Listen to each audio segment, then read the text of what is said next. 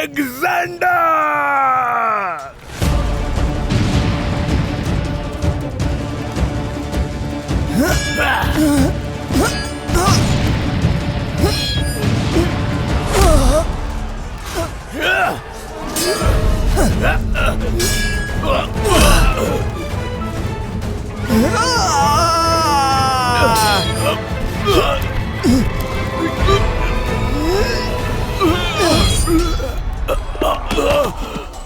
দাঁড়াও সেবাস্টিয়ান, দাঁড়াও।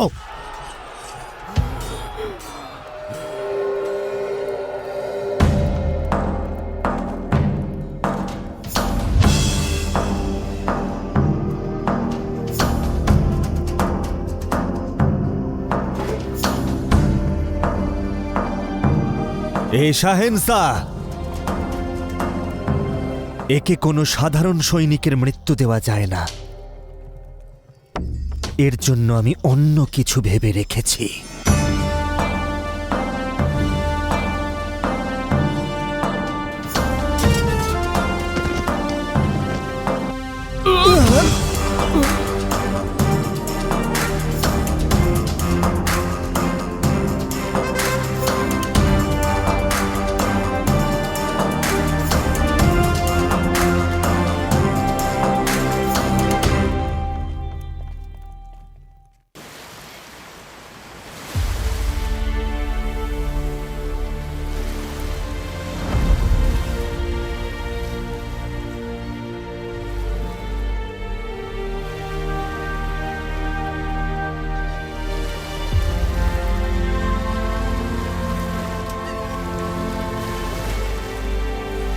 পুরু, পুরু,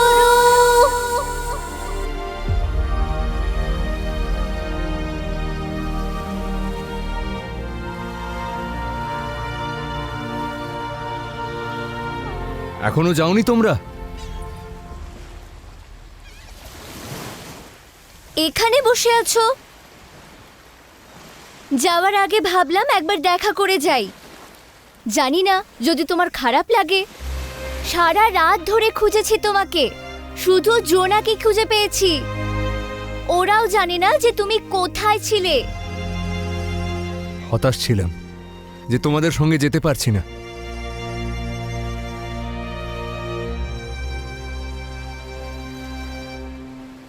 কথা বলছিলাম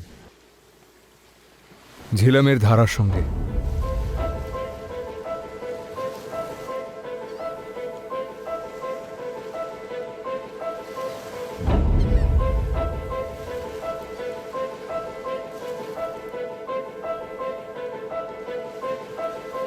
চোখের ভাষা শব্দের থেকে বেশি তীব্র পুরু। হতাশা আর নিরাশা দুটো আলাদা। বলো পুরু। কি? আমার কথা তো স্পষ্ট পুরু, আর তুমি খুব ভালো করেই বুঝতে পারছো যে আমি কি বলছি। কি হয়েছে বলো না পুরু।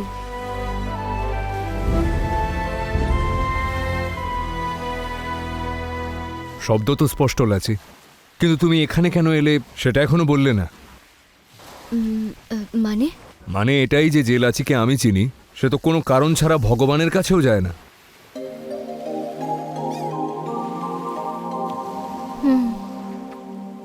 কাজ যদি কঠিন হয় তাহলে কেবল বল দ্বারা কাজ হয় না পুরু।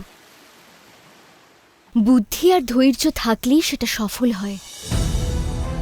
সুমের বলশালী ঠিকই, কিন্তু সফলতার জন্য তোমার সঙ্গে আসা জরুরি।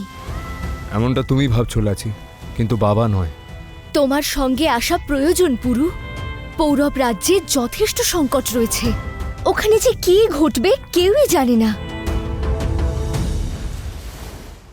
আর আমি চাই না যে একটা ভুল সিদ্ধান্ত সবার বিপদ ডেকে আনুক। কিন্তু সুমেরের সাথে দাদাও তো থাকবে। সবাই ভিড়ের মধ্যে থাকে পুরু, কিন্তু বল ভিড়ে থাকে না।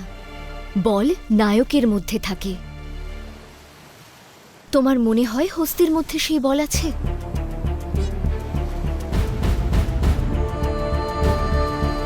পৌরব রাজ্যে যাওয়ার এখনো সময় আসেনি, তাই তুই যাবি না। পুরো শুরু করেছে যখন ও শেষ করবে, ও যাবে, তুই যাবি না, ব্যাস।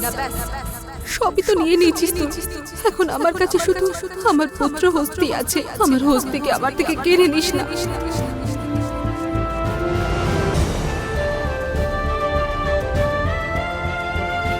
আমি তোমার সঙ্গে যাব। সত্যি? কিন্তু মায়ের আদেশ?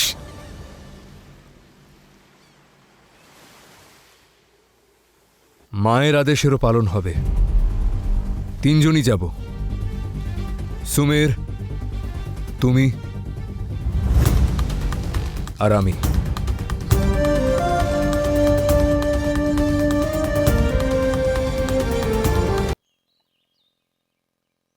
সঠিক সিদ্ধান্ত। হ্যাঁ সেটাই, কোনো কঠিন কাজ নয়। আমরা পৌরব রাষ্ট্রে যাব, দাসদের ছাড়বো, তারপর ওখান থেকে চলে আসবো। আর যাচ্ছি যখন তখন ঘুরেও আসবো। হ্যাঁ,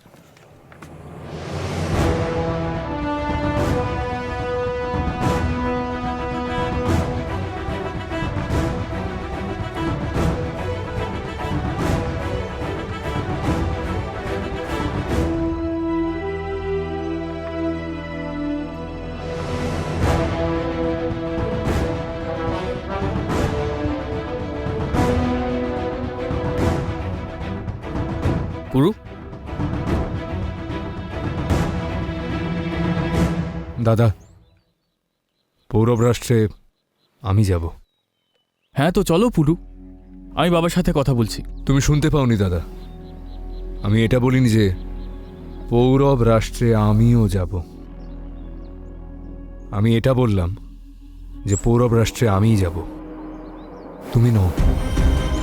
এইটা মজা করার সময় নয় পুরু। আমি কোনো রকম মজা করছি না দাদা, তুমি যেও না। কিন্তু কেন পুরু? সেই সময় তুমিই তো বলেছিলে যে তুমি আমার রাস্তায় বাধা দেবে না।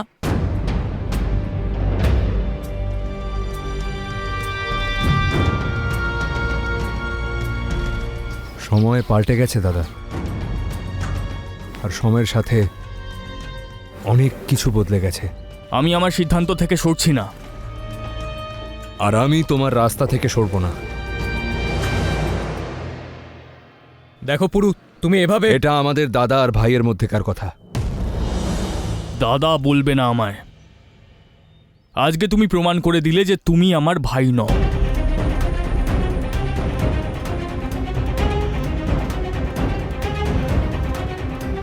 তোমার যদি এমনটাই মনে হয় তবে সেটাই, কিন্তু আমি আমার দাদাকে যেতে দেব না। আমি যাব পুরু।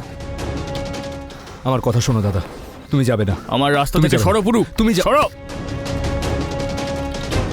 পুরু, আমায় ছাড়ো। না দাদা, আমি বলেছি ছাড়ো আমায়। পুরু, তুমি আমায় বাধ্য করছো তোমার উপর হাত তুলতে। তবে মারো। পুরু ছাড়, ছাড় আমায় পুরু, ছাড়।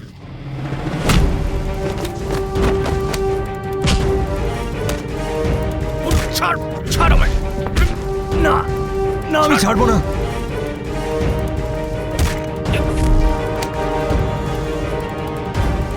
পুরু ছাড় আমায়, যেতে দে আমায়। পুরু ছাড়, পুরু ছাড়, ছাড়।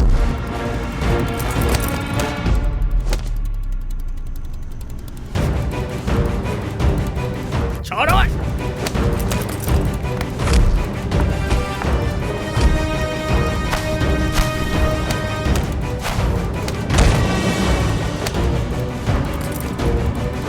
আমাকে যেতে দে। পুরু ছাড় আমায়, ছাড় আমায়, ছাড় আমায়, ছাড়, ছাড়। দাদা, তুমি ওদের আটকাচ্ছ না কেন? দাদা ভাইয়ের ঝগড়া চলছে, মাঝখানে আমি যাব কেন? পুরু যেতে দে আমায়। ছাড়। পুরো পুরো কি পুরো করছো? ছাড় আমায়। ছাড়ো পুরো, ছাড়ো পুরো হস্তি, ছাড়। ছাড়ো। কি তুমি করছো মাঝখানে তোমরা? এসো না লাচি, যাও এখান থেকে। পুরো ছাড়ো তুমি হস্তিকে। পুরু ছাড়, ছাড় আমায়।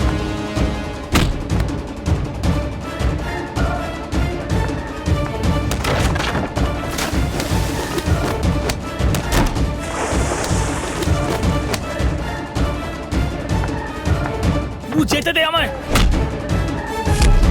ছাড় পুরু।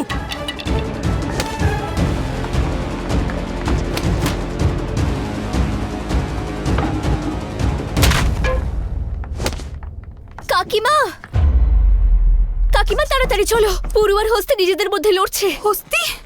পুরু? পুরু যেতে দে আমাকে। পুরু ছাড়, পুরু ছাড় আমাকে, পুরু ছাড়। আগে বলো তুমি যাবে না দাদা। আমি যাবো পুরু। না, যাবে না।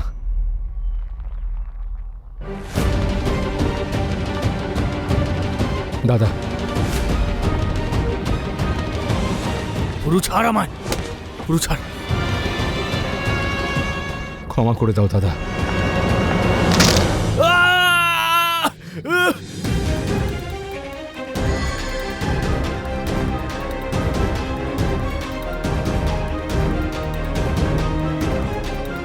আহ!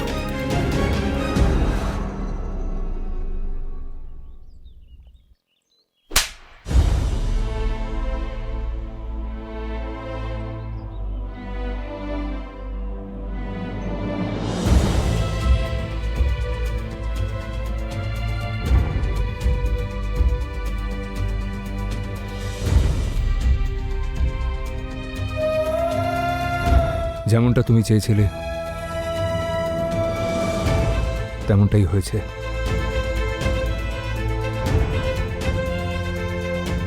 দাদা এবার পৌরব রাষ্ট্রে যেতে পারবে না।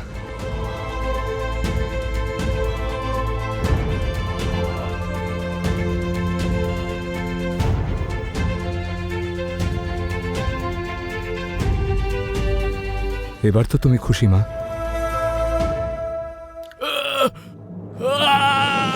হস্তি, হস্তি, হস্তি! না বাবা,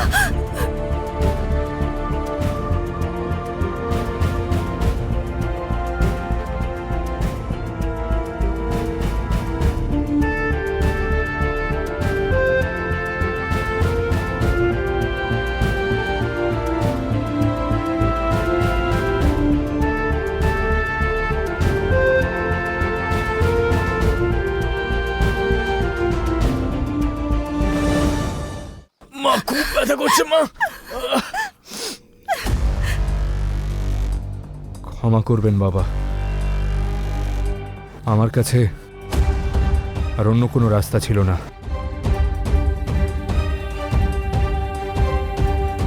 দাদা এখন আহত, অস্ত্র তুলতে পারবে না। আমি কি পৌরব রাষ্ট্রে যেতে পারি? মানুষ নিজের নিয়তির সঙ্গে লড়াই করতে পারে, কিন্তু কখনো জিততে পারে না। এখানে যা কিছু হয়েছে তাতে ভুলটা তোমার নয়, ভুল আমার। কারণ আমি তোমায় বাধা দিয়েছি। যাওয়াটা তোমার নিয়তি, তোমার ভবিষ্যৎ তোমাকে পৌরব রাজ্যে ডাকছে। আর তোমার পিতা তোমার ভবিষ্যতের পথে বাধা হবে না।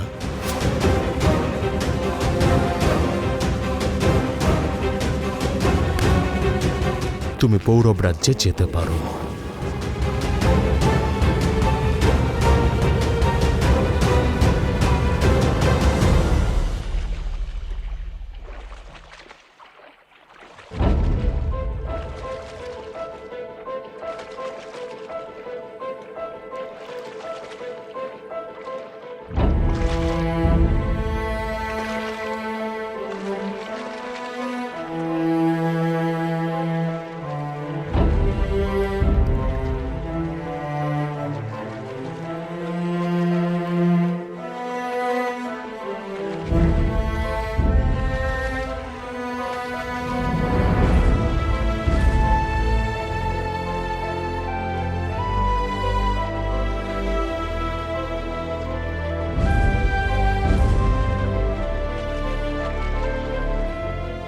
সরল পথে হাঁটতে হাঁটতে জানি না কখন পুরু নামের কাটা পায়ে এসে পড়লো আর সব শেষ হয়ে গেল।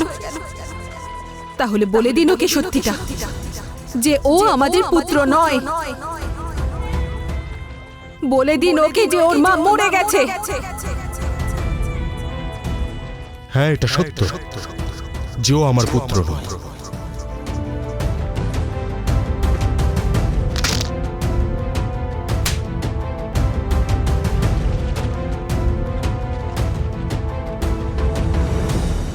নিজের দাদার হাত ভেঙে দিল এ।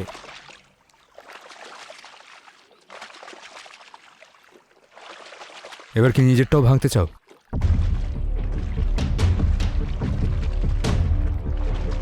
লড়াই ছাড়ো।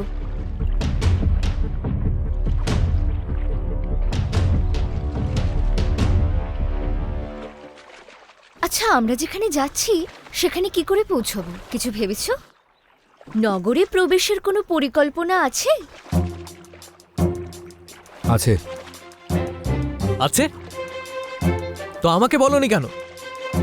যাতে পরিকল্পনাটা ভেস্তে না যায়।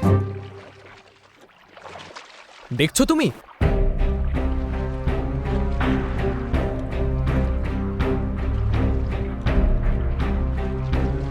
পুরু, আমাকেও তো বলনি, তাই না?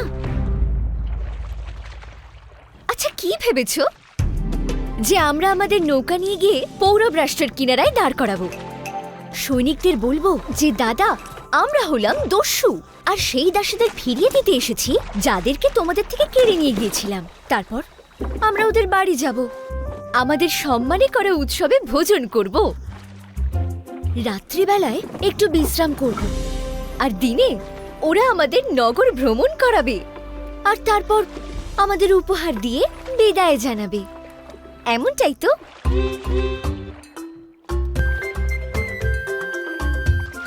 যদি না হয় তাহলে বলো কি ভেবেছো?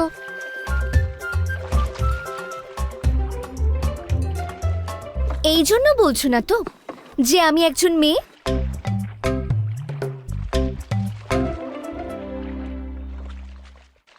দেখো পুরু, দস্যু রাজত্বে এই বিভেদ চলে না। আমি সেটা জানি লাচি, আর তাই জন্যই তুমি আমাদের সঙ্গে এসেছো। আচ্ছা, আমার এর থেকে বেশি কোনো গুরুত্বই নেই যে আমি একজন মেয়ে?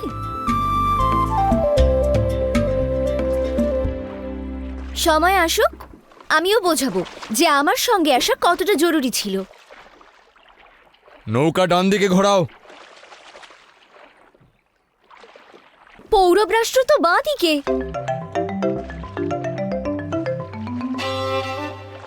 যতটা কষ্ট তুমি তোমার জীবকে দাও, তার 4 ভাগের 1 ভাগ যদি তোমার চোখকে দিতে তাহলে বুঝতে পারতে।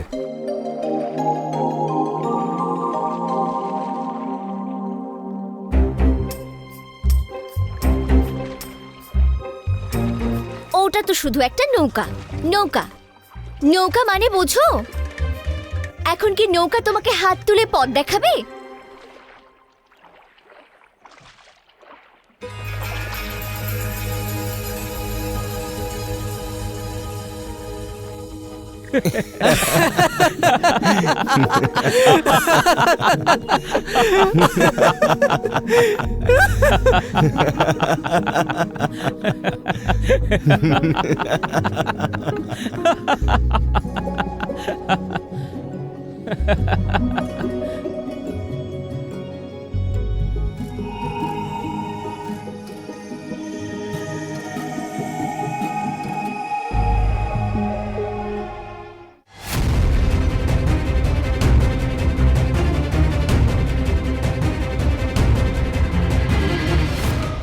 স্বয়ং যুবরাজ কনিষ্ক চুপচাপ সোজা একটা পংক্তিতে যাবে আর মাথা নামিয়ে যুবরাজকে অভিবাদন করবে। দাঁড়াও। তোমাকে এই গোটা পৃথিবীকে শাসন করতে হবে, ভারতকে দখল করতে হবে তোমাকে, যাতে তোমার রাজ্যের সূর্য কোনোদিন না ডোবে।